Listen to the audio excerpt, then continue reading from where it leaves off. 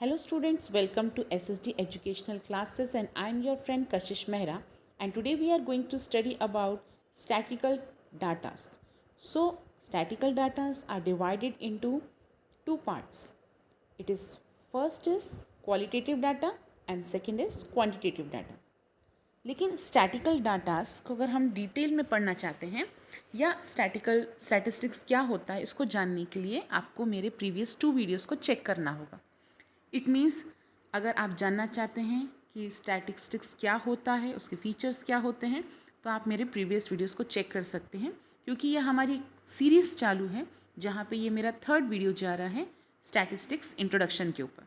तो आइए स्टार्ट करते हैं स्टैटिस्टिकल डाटा होता क्या है. तो सबसे पहले इन्होंने बताया है qualitative data. It means when we are talking about qualitative data, datas can not be measureds in number. जैसे हम किसी ब्यूटी को देखते हैं, किसी का इंटेलिजेंस चेक करते हैं, तो हम नंबर में इसको मेजर नहीं कर सकते. मीन्स जब हम बात कर रहे हैं क्वालिटी की तो हम क्वालिटी को नंबर में नहीं चेक कर सकते, लेकिन हम क्वांटिटी को नंबर्स में कैलकुलेट ज़रूर कर सकते. It means when we are talking about statistics data, it is in number. It means they are in quantitative term. So let's see about the scope of statistics. In the olden days, the use of statistics were restricted to deal with the affairs of the state. But nowadays, the scope of statistics has spread to all those areas where numerical facts are used, such as in economics.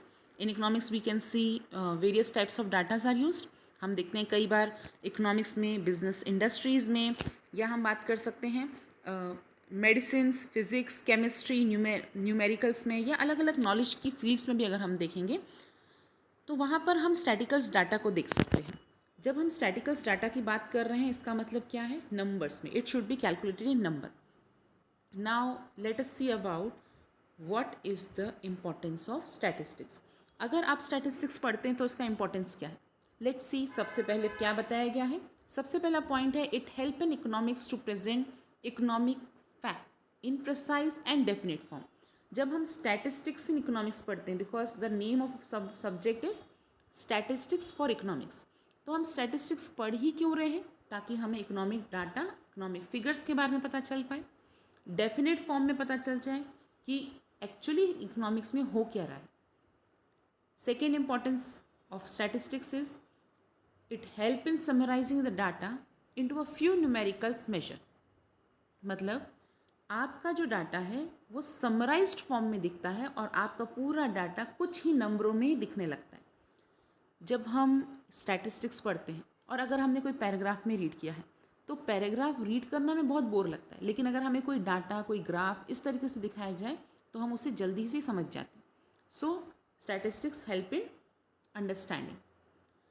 Third importance says that statistics is used in finding relationship between different economic factor. अब अलग अलग factor हो सकते हैं, जैसे मैंने आपको example के तौर पे बताया.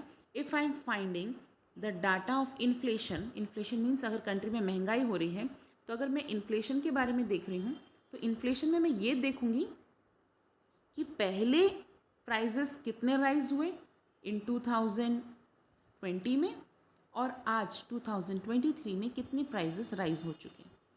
So what I am doing, I am checking the relationship between the datas. तो इस तरीके से आप चाहें तो इकोनॉमिक्स की हेल्प से, स्टैटिस्टिक्स की हेल्प से किसी भी डाटा का कोरिलेशन, कोई भी डाटा, कोई भी फिगर का कोरिलेशन निकाल सकते हैं. Next, economics forecast is possible through statistical studies. हमें पता चल पाएगा कि कंट्री में क्या हो रहा है, क्या नहीं हो रहा है, अगर हम स्टैटिस्टिक्स पढ़ते हैं तो. It mean first we have to find the data and then we can find the forecast कि क्या होने वाला है और क्या नहीं होने वाला. Statistics is helpful in formulating the economic policies. So economic policies framed by government. जब तक गवर्नमेंट इकोनॉमिक पॉलिसीज़ को समझता नहीं है, इकोनॉमिक्स प्रॉब्लम को नहीं समझता है, तो पॉलिसीज़ भी नहीं बना पाता. So statistics help the government to find the problem and find the solution of economic problem. तो दोनों ही. और सॉल्यूशन कैसे निकलेगा? जब हम पॉलिसीज़ बनाएंगे. Help to analyse the performance of policies applied before. Statistics हमें ये भी हेल्प करता है कि जो भी सरकार ने पॉलिसी बनाई है, क्या वो पहले बनाई गई थी, वो हमें पता चल जाता है. और अगर बनाई गई थी और इम्प्लीमेंट की गई थी तो उसका रिजल्ट क्या होता है, that also we can know from statistics. So next point says that economics try to find out cause and effect relationship between different sets of data.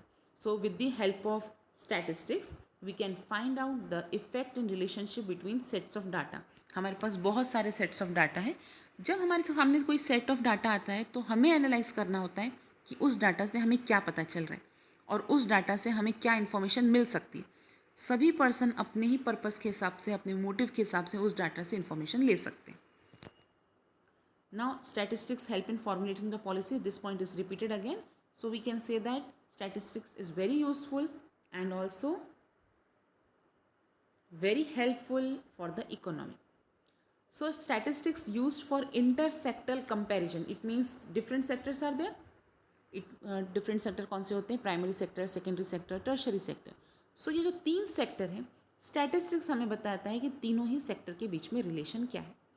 Apart from it, statistics is a quantitative, again we are dealing with quantitative, that is with number for the economic problem. जो भी problem है हमें numbers में पता चल जाती है कि हमारी कंट्री में इतना % इन्फ्लेशन बढ़ा और इतना % पॉवर्टी बढ़ा. So we can know about the problems of our country in numbers. So these are the importance of statistics. जब हम स्टैटिस्टिक्स पढ़ते हैं तो क्या फ़ायदा होता है. Let's see about the functions. What are the functions of statistics? The first and foremost function is that statistics help in simplifying the complexities. Complexities means different problems are there. हमारे पास जो अलग अलग प्रॉब्लम्स हैं उससे हम कैसे solve कर सकते हैं. जब तक हमारे पास डाटा नहीं होगा हम फोरकास्ट नहीं कर पाएंगे, कोई डिसीजन नहीं ले पाएंगे. इसका मतलब स्टैटिस्टिक्स हमें हेल्प करता है प्रॉब्लम्स को सॉल्व करने में. जो कॉम्प्लेक्स से कॉम्प्लेक्स प्रॉब्लम है उसको भी सॉल्व करने में हेल्प करता है. Second thing, facts and data are expressed in number. Again they are expressed in number, so we can easily compare them. It represent the data in a condensed form. condensed form का मतलब है जो भी data है वो short form में दिखता है, बहुत ज़्यादा डिटेल में नहीं दिखता, इसलिए हम उसको ईजिली एनालाइज कर पाते हैं और उसकी जो प्रॉब्लम है वो भी हम ईजिली उसको आराम से उसको समझ पाते हैं और उसको सॉल्व कर पाते हैं. Next, statistics compare different phenomena and reassure relationship between them. So अगर हम स्टैटिस्टिक्स पढ़ते हैं तो हमें अलग अलग डाटा मिलते हैं और जब हमें अलग अलग डाटा मिलते हैं तो उनके बीच में क्या रिलेशन है ये भी हम पता लगा सकते हैं. Statistics is helpful in formulation. Same thing again and again we can see that कि स्टैटिस्टिक्स हमें हमारी कंट्री में पॉलिसीज़ बनाने में हेल्प करता है. Statistics also help in forecasting. Future की प्रिडिक्शंस करने में हेल्प करता है. स्टैटिस्टिक्स कई डाटास को कंपेयर करने में और डिसीजंस लेने में हेल्प करता है. And it is useful in testing the law of other science. When we are talking about other science तो हमारी कंट्री में अलग अलग तरीके के साइंस होते हैं. अगर हम फिजिकल साइंस देख सकते हैं, सोशल साइंस देख सकते हैं, फिर इकोनॉमिक साइंस होता है. सो सभी जितने भी साइंस होते हैं उसको हम आराम से कंपेयर कर सकते हैं और उसकी टेस्टिंग भी कर सकते हैं. Same thing it is repeated again. Correlation between two facts. Statistics है तो हमें 2 फैक्ट के बीच में रिलेशनशिप पता चल पाता है. So till now we have studied about the functions. Let us start with the limitations. अब जहाँ आपको पता है कहीं ना कहीं फ़ायदा है तो लिमिटेशन भी होता है. Statistics does not deal with micro, it deal with only macro. Means वो सिर्फ होल कंट्री को ध्यान में रखते हुए बनाया जाता है, इंडिविजुअल स्टडी नहीं करता. सेकेंड लिमिटेशन इज़ कई बार अगर हम जो कंक्लूजन निकालते हैं वो एग्जैक्ट नहीं निकल पाता क्योंकि या तो हम उस स्टैटिस्टिक्स को अच्छी तरीके से समझ नहीं पाते, एनालाइज नहीं कर पाते, या कहीं ना कहीं वो कुछ फैक्ट्स या फिगर अगर गलत होते हैं मेजरमेंट करने में या समझने में तो फिर स्टैटिस्टिक्स में गड़बड़ हो सकती है. स्टैटिस्टिक्स सिर्फ क्वांटिटेटिव को डाटा को ही देखता है, क्वालिटेटिव को नहीं देखता है. इसका मतलब वो सिर्फ एक साइड को देख रहा है, दूसरे साइड को नहीं देखता. Statistics law are true on an average. Exact नहीं है ये, फिर से मैं आपको बता रही हूँ, ये एग्जैक्ट नहीं बता पाता है, ये सिर्फ एवरेज बेसिस पे बता रहा है क्योंकि ये माइक्रो नहीं पढ़ रहा है, ये मैक्रो इकोनॉमिक्स पढ़ रहा है. मैक्रो का मतलब रहता है पूरी कंट्री को ध्यान में रखते हुए डील करता है और इंडिविजुअल पर्सन को नहीं पढ़ता. Only expert person can see, understand and able to amplify the statistical data. लेकिन नॉर्मल पर्सन के बारे में क्या, ऑर्डिनरी पीपल के बारे में क्या, वो उस डाटा को नहीं समझ सकते. It means we can say illiterate people को थोड़ी परेशानी जा सकती है स्टैटिस्टिकल डाटा को समझने के लिए और उसका कैलकुलेशन निकालने के लिए. Uniformity and homogeneous of data is essential which is not maintain in statistics. कुछ डाटा मेंटेन नहीं किए जाते, मतलब सारे डाटा यूनिफॉर्म तरीके से नहीं होते, होमोजीनियस नहीं हो पाते, जिसको कंपेयर करना थोड़ा मुश्किल हो जाता है। आपके स्टैटिकल्स डाटा को मिसयूज़ किया जा सकता है। It is a greater limitation. आपके अगर डाटा को मिसयूज़ किया जाएगा, इसका मतलब है जो भी डाटा आपने कलेक्ट किया हो सकता है वो सही नहीं हो, क्योंकि आपने उस डाटा को कई जगह पर मिसयूज़ किया है। Again we are saying that statistics is only dealing with macro, that is aggregate study. Individual study और इंडिविजुअल प्रॉब्लम के बारे में नहीं बताता। विदाउट रेफरेंस रिजल्ट में बी प्रूवन रॉन्ग। कई बार अगर हमें रेफरेंस नहीं पता चल पाता है कि वो डाटा कहाँ से लिया गया है, तो हमारा जो भी हम रिसर्च कर रहे हैं या जो चीज़ फाइंड करने की सोच रहे हैं वो रॉन्ग हो सकता है। तो ये था हमारा क्लास 11th का चैप्टर नंबर 1, जहाँ पे मैंने चैप्टर नंबर 1 को 3 पार्ट में कवर किया है, और आगे भी हमारी ये सीरीज़ कंटिन्यू रहेगी for chapter number 2। So hope students आपको हमारा वीडियो पसंद आया होगा, और अगर आपको हमारा वीडियो पसंद आया है तो चैनल को लाइक कीजिए, जितना हो सके सब्सक्राइब कीजिए और शेयर करते रहिए मेरे वीडियोज़ को। Thank you.